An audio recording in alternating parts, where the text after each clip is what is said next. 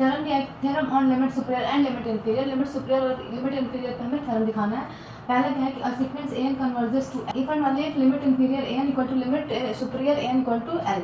हमें ये दिखाना है कि अगर कोई सीक्वेंस कन्वर्ट कर रहा है एल पे, तो ये दिखाना है कि जो lower limit of n equal to upper limit of n equal to l होगा, ठीक है। या फिर ये दिखाना है, ये इफ एंड ओनली दिया ना, तो या फिर ये दिखाना है कि limit inferior of n equal to limit superior of n equal to l, अगर ये है तब दिखाना कि सीक्वेंस एन क्या होगा, एल पे कन्वर्ट्स करेगा, ठीक।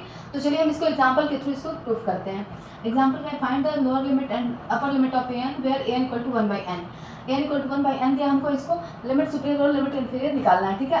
अब सबसे पहले क्या करेंगे, given that n equal to 1/n दिया है। Now if n is convergent, अगर एन कन्वर्जेंट है तो क्या होगा ये कि इसका कोई लिमिट मिलेगा, ठीक है, लिमिट कोई वैल्यू मिलेगा। अगर जब हम इसका n टेंस टू इनफाइनाइट रख के निकालेंगे तो limit n tends to infinite 1/n करेंगे तो 1 n के जगह इनफाइनाइट पुट करेंगे तो 1/इनफाइनाइट इक्वल टू 0 हो गया, ये हमारा कोई लिमिट मिल गया।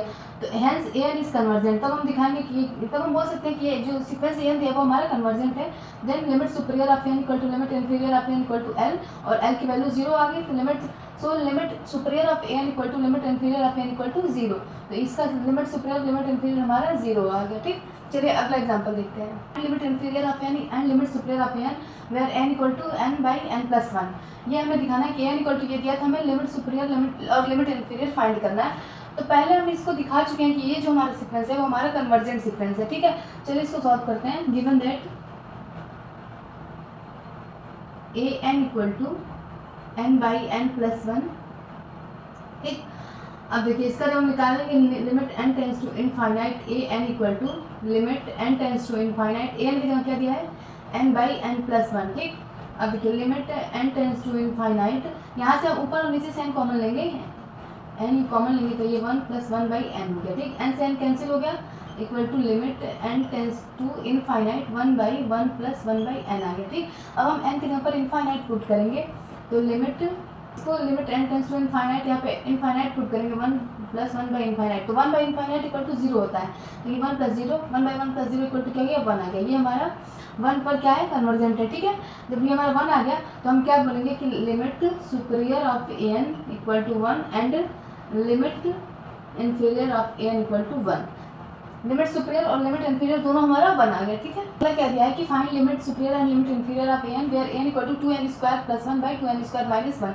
ये हमारा एन की वैल्यू दिया है, हमें लिमिट सुपीरियर और लिमिट इंफीरियर फाइंड करना है।